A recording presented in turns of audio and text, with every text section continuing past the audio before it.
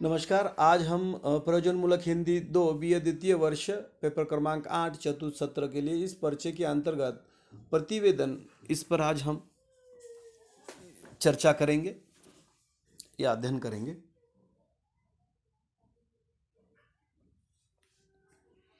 भूत तथा वर्तमान की विशेष घटना, प्रसंग या विषय के प्रमुख कार्यों के क्रमबद्ध और संक्षिप्त विवरण को प्रतिवेदन कहते हैं। वह लिखित सामग्री जो किसी घटना, कार्य योजना, समारोह आदि के बारे में प्रत्यक्ष देखकर या छानबीन करके तैयार की गई हो, प्रतिवेदन या रिपोर्ट कहलाती है। यह अति संक्षिप्त किंतु काफ़ी सारगर्भित रचना होती है, जिसे पढ़कर या सुनकर उस घटना या अन्य कार्यवाही के बारे में वस्तुपरक जानकारी मिल जाती है।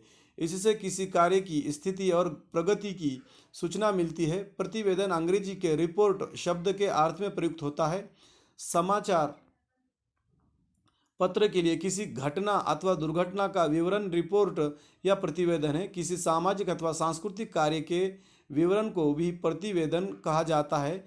थाने में किसी दुर्घटना, अपराध जैसे चोरी आदि की शिकायत या रिपोर्ट के लिए प्रतिवेदन कक्ष रिपोर्टिंग रूम बने होते हैं। रिपोर्ट घटना का ब्यौरा तथा प्रतिवेदन में काफ़ी अंतर होता है। रिपोर्ट या ब्यौरा का दायरा सीमित होता है। डॉक्टर द्वारा रिपोर्ट दिया जाता है, पुलिसकर्मी अथवा संवाददाता द्वारा ब्यौरा प्रस्तुत किया जाता है। लेकिन प्रतिवेदन में व्यापक रूप से एक कमेटी का निर्माण होता है। कुछ उद्देश्य या जांच का विषय निश्चित होता है। उस विषय पर कमेटी सर्वांगीण रूप से जांच करती है और उसकी कमेटियों विशेषताओं को जांच में प्रकट करते हुए अपने सुझाव भी देती है। प्रतिवेदन पर कमेटी के सभी सदस्यों का नाम, दायित्व तथा हस्ताक्षर होना अनिवार्य है।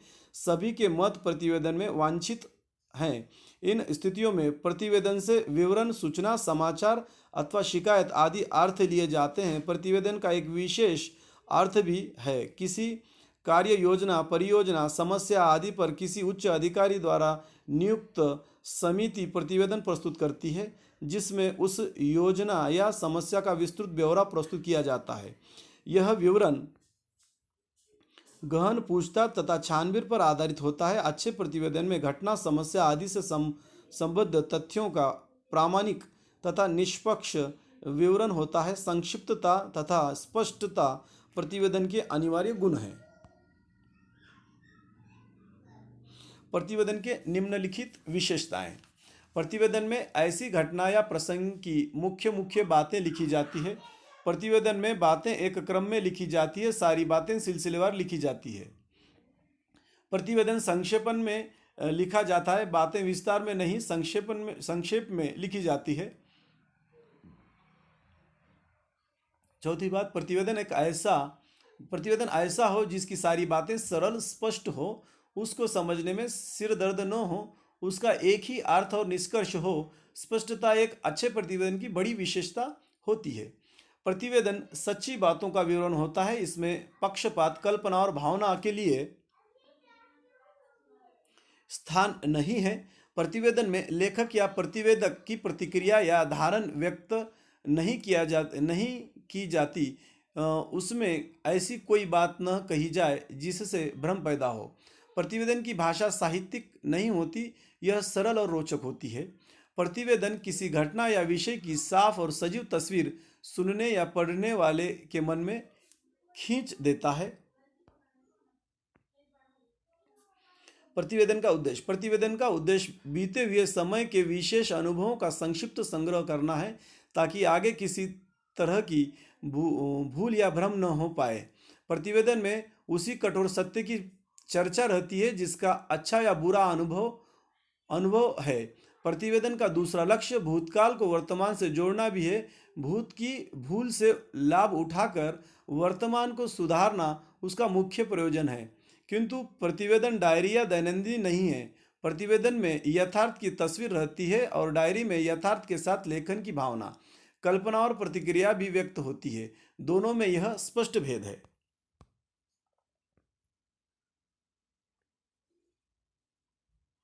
प्रतिवेदन के प्रकार। मनुष्य का जीवन बहुरंगी है। उसमें अनेक घटनाएं नित्य घटती रहती हैं और अच्छे बुरे कार्य होते रहते हैं। प्रतिवेदन में सभी प्रकार के प्रसंगों और कार्यों को स्थान दिया जाता है। सरकारी या गैर सरकारी कर्मचारी समय समय किसी कार्य या घटना को प्रतिवेदन अपने से बड़े अफसर को देते रहते हैं। समाचार पत्रों के संवाददाता भी प्रधान संपादक को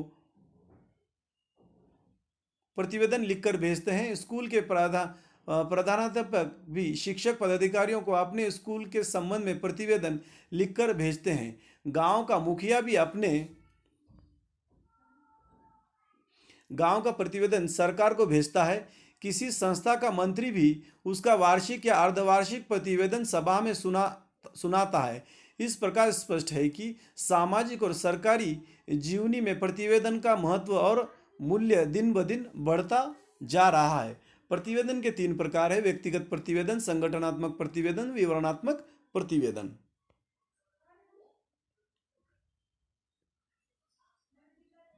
आदर्श रूप नहीं है। उदाहरण इस प्रकार है: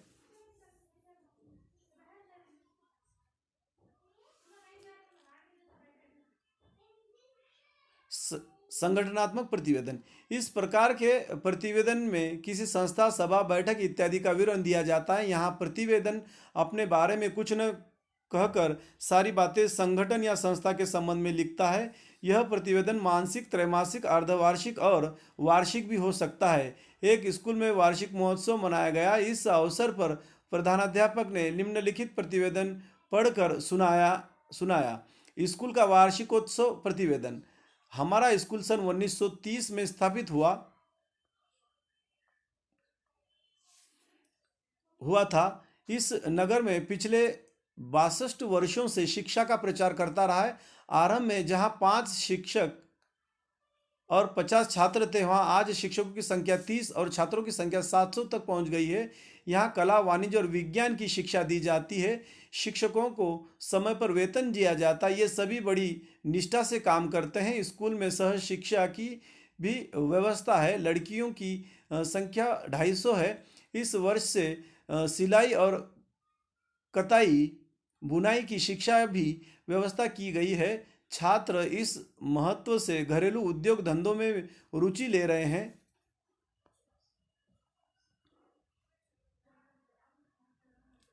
इस वर्ष प्रवेशिका परीक्षा में 30 छात्र प्रथम श्रेणी में, 12 द्वितीय श्रेणी में और 3 तृतीय श्रेणी में उत्तीर्ण हुए हैं। इस विवरण से स्पष्ट है कि यह स्कूल हर दिशा में विकास कर रहा है। शिक्षा विभाग के निरीक्षक ने भी इसकी सराहना की है।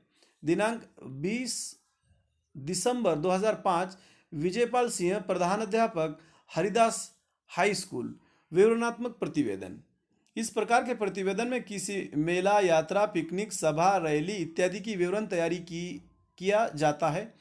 प्रतिवेदक को यहाँ बड़ी ईमानदारी से विषय का यथार्थ विवरण देना पड़ता है। इस प्रकार के प्रतिवेदन का एक उदाहरण इस प्रकार है: मेला प्रतिवेदन। भारत का सबसे बड़ा मेला सोनपुर में हर साल लगता है। इसे हरि क्षेत्र का मेला कहते हैं। तार्किक की पूर्णिमा के 2-3 दिन से 15 दिनों तक गंडक और गंगा के संगम पर लगता है। पूर्णिमा के दिन यात्रियों की भारी भीड़ हरिहरनाथ के दर्शन के लिए होती है। इस वर्ष भी मंदिर के सामने दर्शनार्थियों की एक लंबी कतार थी। भीड़ इतनी अधिक थी कि एक लड़का कुचल कर मर गया। फिर भी भीड़ अपनी जगह से हटी नहीं। हरिहरनाथ के दर्शन कर लोग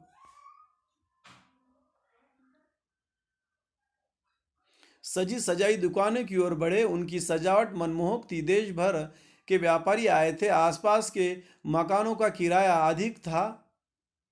अलग अलग स्थानों पर दुकानें लगी गई थी। पशु पक्षियों का जमाव एक स्थान पर था। हाथी, घोड़े, गाय, बैल इत्यादि की खरीदी हुई। दूसरे स्थान पर साधु सन्यासी अपनी अपनी कुटी में धुनी रमाए थे। तीसरे स्थान पर सर्कस वाले तरह तरह के खेल तमाशे दिखा रहे थे।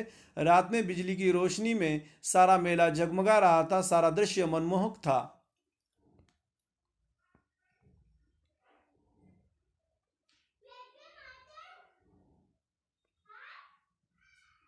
आदर्श प्रतिवेदन के कुछ नमूने: विद्यालय के वार्षिकोत्सव पर प्रतिवेदन, 17 अप्रैल 2009 को हमारे विद्यालय में वार्षिकोत्सव मनाया गया।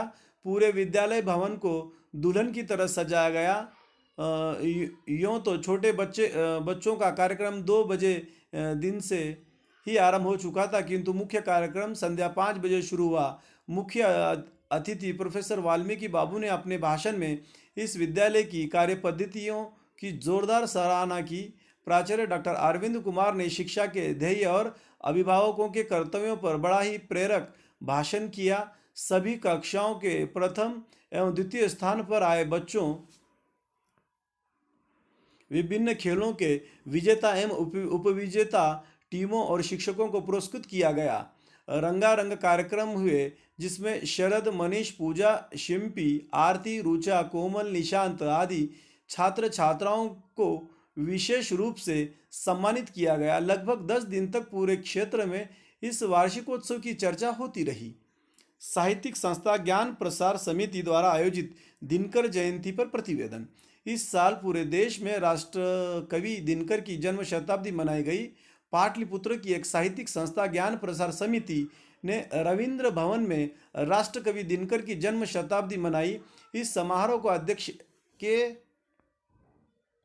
अध्यक्षता युवा कवि आदित्य कमल ने की। मुख्य अतिथि के रूप में हिंदी साहित्य के प्रसिद्ध आलोचक डॉक्टर नामोर सिंह थे। अपने वक्तव्य में सभापति आदित्य कमल ने डॉक्टर दिनकर के साहित्यिक योगदान को समाज की अमूल्य निधि बताते हुए कहा, राष्ट्रकवि दिनकर की वाणी राष्ट्र की वाणी थी। वे आम जनता के कवि थे। उन्होंने अपने समय के प्राय सभी मिथकों को तोड़ा। इस अवसर पर श्री दीपक चौधरी, श्री अंजनी कुमार, श्री सुशील कुमार जैसे सशक्त बुद्धिजीवी उपस्थित थे। अंत में ज्ञान प्रसार समिति के सचिव श्री जयप्रकाश ललन ने धन्यवाद ज्ञापन किया।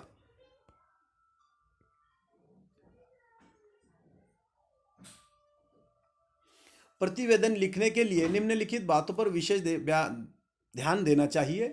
प्रतिवेदन संक्षिप्त हो। घटना या किसी कार्रवाई की मुख्य बातें प्रतिवेदन में अवश्य लिखी जानी चाहिए। इसकी भाषा सरल और शैली सुस्पष्ट हो।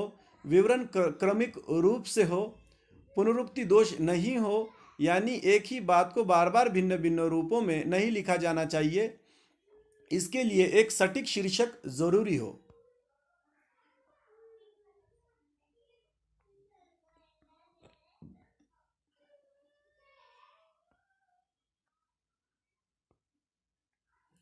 धन्यवाद। आशा है छात्रों, आज का यह प्रतिवेदन संदर्भ में जो आज हमने चर्चा की वह आपको समझी होगी।